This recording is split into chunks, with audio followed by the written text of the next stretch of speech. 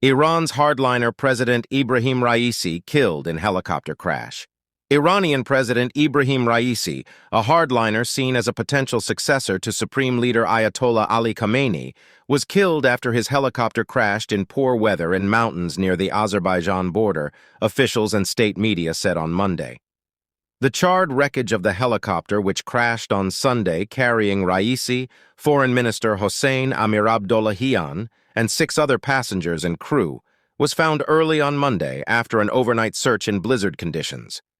Supreme Leader Khamenei, who holds ultimate power with a final say on foreign policy and Iran's nuclear program, said First Vice President Mohammad Mokhber would take over as interim president, the official IRNA. All those aboard the helicopter were killed, a senior Iranian official had earlier told Reuters.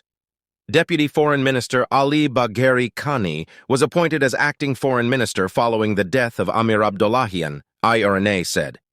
The crash comes at a time of growing military ties with Russia during the war in Ukraine. Since Iran's Gaza, conflagrations involving Iran-aligned groups have erupted throughout the Middle East. A long shadow war between Iran and Israel broke into the open last month with tit-for-tat exchanges of drone and missile fire. State media reported that images from the site showed the U.S.-made Bell 212 helicopter slammed into a mountain peak, although there was no official word on the cause of the crash. The dead also included the governor of East Azerbaijan province and a senior imam from Tabriz city. An Israeli official told Reuters it was not involved in the crash. "It wasn't us," said the official, who requested anonymity. Messages of condolence. The helicopter went down in Varzekan region, north of Tabriz. State news of morality laws, overseen a bloody crackdown on anti-government protests, and pushed hard in nuclear talks with world powers. Messages of condolences poured in from Iran's regional neighbors and allies, including the leaders of Saudi Arabia, Syria, Egypt, the United Arab Emirates, Qatar, Jordan, Iraq, and Pakistan. Russian President Vladimir Putin called Raisi a true friend of Russia, while Indian Prime Minister Narendra Modi said he was deeply shocked and saddened. There was less reaction from Western capitals, though the European Union and Japan expressed condolences. Iran-backed militant group Hamas, fighting Israeli forces in Gaza with Tehran's support, issued a statement expressing sympathy to the Iranian people for this immense loss.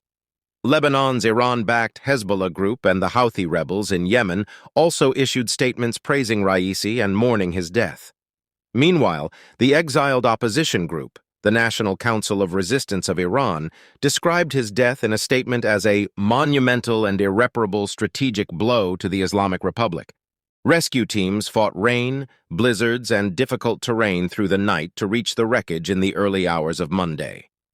With the discovery of the crash site, no signs of life have been detected among the helicopter's passengers. The head of Iran's Red Crescent, Pirosane Kolivand, told State TV.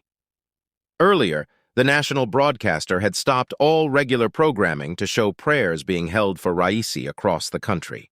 Video showed a rescue team, wearing bright jackets and head torches, huddled around a GPS device as they searched a pitch-black mountainside on foot. Hardliner, possible successor to Khamenei. In Iran's dual political system, split between the clerical establishments, many have seen Raisi as a strong contender to succeed Khamenei, who has endorsed Raisi's main policies. Raisi's victory in a closely managed election in 2021 brought all branches of power under the control of hardliners, after 8 years when the presidency had been held by pragmatist Hassan Rouhani and a nuclear deal negotiated with powers including Washington. However, Raisi's standing may have been dented by widespread protests against clerical rule, following the death of 22-year-old Kurdish woman Mahsa Amini in morality police custody and a failure to turn around Iran's economy, hamstrung by Western sanctions.